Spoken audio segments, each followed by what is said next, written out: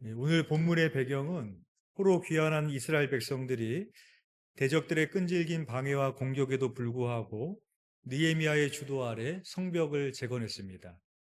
그리고 성벽을 재건한 느헤미야는 이스라엘 백성들을 스무나 광장에 모이게 했고 학사 에스라를 초청하여 하나님의 말씀을 들었습니다. 새벽부터 정오까지 남자나 여자나 알아들을 만한 모든 사람들이 하나님의 말씀에 귀를 기울였는데, 하나님의 말씀을 듣는 동안 말씀을 깨달은 백성들이 눈물을 흘렸다라고 기록을 하고 있습니다. 그것은 바로 말씀대로 살지 못한 것에 대한 후회와 탄식의 눈물이었던 것입니다. 그리고 지도자들은 율법을 더 깊이 연구하기 위해 학사 에스라 주위에 모입니다. 그리고 깨달은 말씀대로 곧바로 백성과 함께 초막절을 지킵니다. 성경은 여호수아 이래로 이렇게 간절하게 혹은 대대적으로 초막절을 지킨 적이 없을 정도로 율법의 요구에 충실했다라고 기록을 하고 있습니다. 그리고 오늘 본문인 9장 1절에서 2절을 보면 초막절기가 끝난 이틀 후인 7월 24일에 이스라엘 백성이 다 모여 금식하며 붉은 베옷을 입고 티크를 무르쓰며 이방 사람들과 절교하고 자기의 죄와 조상들의 허물을 자복을 합니다. 3절에 보면 이날 집회의 오전 시간은 두 가지의 일로 채워졌습니다. 3절 말씀에 보면 이날의 낮 4분의 1은 그 제자리에 서서 그들의 하나님 여호와의 율법책을 낭독하고 낮 4분의 1은 죄를 자복하며 그들의 하나님 여호와께 경배하는데, 유대인은 하루에 낮을 4경으로 밤을 4경으로 나누어서 하루를 8등분을 했습니다. 즉 낮을 4경으로 나누면 12시간을 4로 나누면 3시간씩이 됩니다.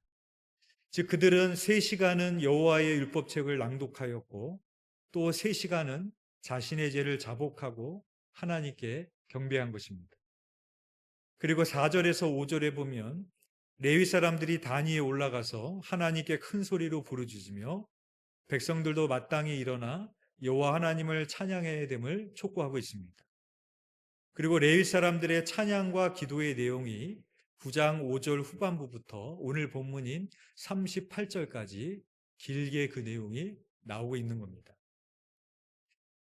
이 찬양과 기도의 내용을 보면 그들이 하나님께 회개하면서 지나온 시간을 돌아봤다라는 것입니다.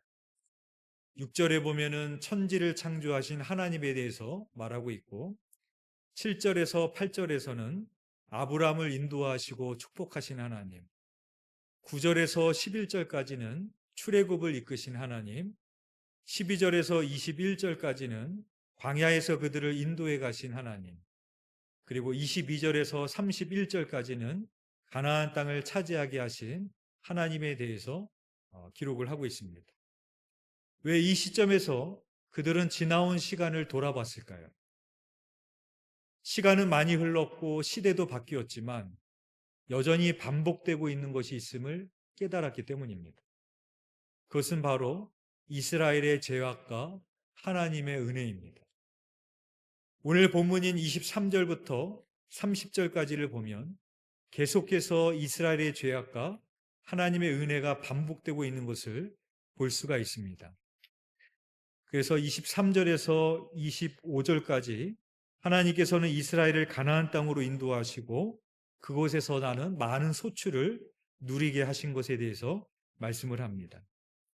그리고 26절에서 이렇게 이어집니다. 그들은 순종하지 아니하고 주를 거역하며 주의 율법을 등지고 주께로 돌아오기를 권면하는 선지자들을 죽여 주를 심히 모독하였나이다. 그 은혜에 반역하는 그 이스라엘 백성들의 죄악에 대해서 말을 합니다. 또 27절에는 그와 반면에 또 이렇게 말합니다. 그러므로 주께서 그들을 대적의 손에 넘기사 그들이 공고를 당하게 하심에 그들이 환난을 당하여 주께 부르짖을 때에 주께서 하늘에서 들으시고 주의 크신 긍휼로 그들에게 구원자들을 주어 그들을 대적의 손에서 구원하셨거늘. 그러니까 그들의 죄악을 보고 하나님은 그들을 대적의 손에 넘기십니다. 그러자 그들이 환난 가운데 하나님께 부르짖었고 하나님은 그들의 기도를 들으시고 대적의 손에서 구원하여 주셨다는 겁니다. 이어서 28절에는 또 이렇게 말합니다. 그들이 평강을 얻은 후에 다시 주 앞에서 악을 행함으로 주께서 그들을 원수들의 손에 버려두사 원수들에게 지배를 당하게 하시다가 그들이 돌이켜 주께 부르짖음에 주께서 하늘에서 들으시고 여러 번 주의 긍휼로 건져내시고, 하나님의 은혜로 그들이 평강을 얻었습니다. 그런데 그들이 다시 주님 앞에 악을 행했습니다. 그러자 하나님께서 그들을 원수의 손에 버려두셨고 원수에게 지배를 당하게 하셨고, 그러자 그들이 돌이켜서 하나님께 부르짖었고, 그러자 하나님께서 주의 긍휼로 그들을 건져내 주셨다는 것입니다. 그리고 29절에 가면은 다시 이렇게 말씀합니다. 다시 주의 율법을 복종하게 하시려고 그들에게 경계하셨으나 그들이 교만하여 사람이 준행하면 그 가운데에서 삶을 얻은 주의 계명을 듣지 아니하며 주의 규례를 범하여 고집하는 어깨를 내밀며 목을 굳게 하여 듣지 아니하였나이다. 그러니까 29절에 보면 하나님이 그들이 주의 율법에 복종하게 하시려고 그들을 징계하셨지만 그들이 다시 목이 곧아지고 교만해져서 하나님의 말씀을 듣지 않았다라고 말씀을 하고 있습니다. 그러자 30절에서 이렇게 말을 합니다. 그러나 주께서 그들을 여러 해 동안 참으시고 또 주의 선지자들을 통하여 주의 영으로 그들을 경계하시되 그들이 듣지 아니하므로 열방 사람들의 손에 넘기시고도. 그러니까 하나님께서 그들을 여러 해 동안 참으시고 주의 선지자들을 통하여 그들을 타이르셨습니다. 그러나 그들이 듣지 아니하므로 열방 사람들의 손에 넘기셨다라고 말하고 있습니다. 그럼에도 불구하고 31절에는 이렇게 고백을 합니다. 주의 크신 긍휼로 그들을 아주 멸하지 아니하시며 버리지도 아니하셨사오니 주는 은혜로우시고 불쌍히 여기시는 하나님이시니다 라고 말합니다. 이 말씀을 가만히 보시면 성경의 어느 부분과 많이 닮아 있습니다. 어떤 성경과 닮아 있을까요? 사사기. 사사시대가 오늘 읽었던 이 본문의 내용과 똑같습니다. 패턴이. 사사시대에도 이스라엘 백성들이 죄악 가운데 빠졌을 때 하나님이 이방 민족에게 넘기십니다. 그럼 그들이 고통을 당해서 부르짖었고, 그럼 하나님이 그 기도를 들으시고 사사를 보내서 그들을 구원해 내십니다. 그런데 그들이 또 죄악에 빠지고 또 하나님이 이방 민족에게 넘기고 그들이 부르짖고 또 사사를 보내고 구원하시고, 이 내용이 사사기에 계속해서 반복되고 있는 패턴입니다. 그런데 사사시대만 그런 것이 아니라 사실상 이스라엘 역사 전체가 그런 반복이었다는 것입니다. 성경을 읽어보면 아시겠지만 그 전체의 역사가 보면 이런 패턴이 계속해서 반복되고 있는 것입니다. 그러면 왜 이 시점에서 이들은 지나온 날들을 돌아보게 된 것일까요? 지금 이스라엘은 바벨론 포로에서 고국으로 돌아왔습니다. 그리고 성전도 재건했고 성벽도 재건했습니다. 시간이 많이 흘렀고 시대도 많이 바뀌었지만 자신도 뒤를 돌아보니 자신들의 조상들처럼 끊임없이 죄를 짓고 목이 곧은 백성으로 살았고, 그래서 나라가 망해서 바벨론의 포로로 끌려갔지만 그러나 주님의 은혜와 긍휼로 그들이 고국으로 돌아올 수 있었고 성전을 재건하고 성벽을 재건하게 할 수 있었다는 것입니다. 그러니까 자신들도 계속해서 반복되고 있는 죄악에도 불구하고 변함없이 자신들을 긍휼히 여기시는 하나님의 은혜 가운데 있었다는 것을 깨닫게 되는 것입니다. 그래서 그들은 이렇게 고백을 합니다. 33절 말씀입니다. 그러나 우리가 당한 모든 일에 주는 공의로우시니 우리는 악을 행하였사오나 주께서는 진실하게 행하셨음이니이다 라고 고백을 합니다. 팀 켈러 목사님의 탕부 하나님이라는 책이 있습니다. 누가복음 15장에 나오는 잃어버린 아들을 되찾는 아버지의 비유를 주제로 한 책입니다. 여기서 아버지의 유산을 받아서 세상으로 갔던 아들을 가리켜서 우리는 흔히 탕자라고 부릅니다. 그런데 팀 켈러 목사님은 탕자의 아버지를 가리켜서 탕부 하나님이라고 부릅니다. 탕자의 탕은 방탕한이라는 뜻을 가지고 있지만 탕부의 탕은 무모할 정도로 낭비한다는 뜻을 지니고 있습니다. 틴켈러 목사님은 이 단어를 하나님께 붙입니다. 즉 하나님은 사랑에 있어서만큼 무모할 정도로 낭비하시는 탕부 하나님이시라는 것입니다. 재산을 날리고 거짓골로 돌아오는 둘째 아들에게 달려가서 입을 맞추고 가락지를 끼우고 잔치를 벌이며 송아지를 잡게 합니다. 오늘 본문에서도 마찬가지입니다. 끊임없이 하나님의 말씀을 듣지 않고 하나님께 반역하는 이스라엘에게 은혜를 베푸시는 탕부 하나님의 사랑과 용서와 은혜의 모습이 나오고 있습니다. 때로는 이스라엘이 범죄하면 주번 열강을 도구 삼아 징계하시기도 하시고, 이스라엘이 뉘우치면 공경에서 건져주셨습니다. 백성들의 죄가 임계점이 넘어가서 하나님은 이스라엘을 바벨론에게 넘기셨지만 그들이 다시 고국으로 돌아오게 하시는 하나님의 은혜는 계속되고 있었던 것입니다. 바로 그들은 그 하나님의 은혜 한가운데에서 하나님께 찬양을 올려드리고 있는 것입니다. 여러분, 이 패턴이, 이 반복이 사사기에서만 반복되고 있습니까? 지금 이스라엘이 말하고 있는 그들의 삶에서만 지금 반복되고 있습니까? 우리의 삶에서도 반복되고 있잖아요. 그렇죠?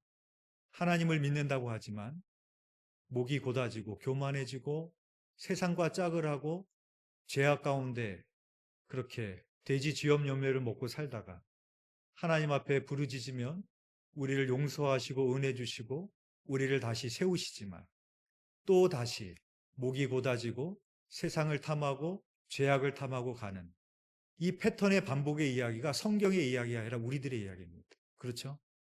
우리는 계속 이 패턴을 반복하면서 우리도 그렇게 살아가고 있는 겁니다. 진정한 회개는 어떻게 일어날 수 있을까요?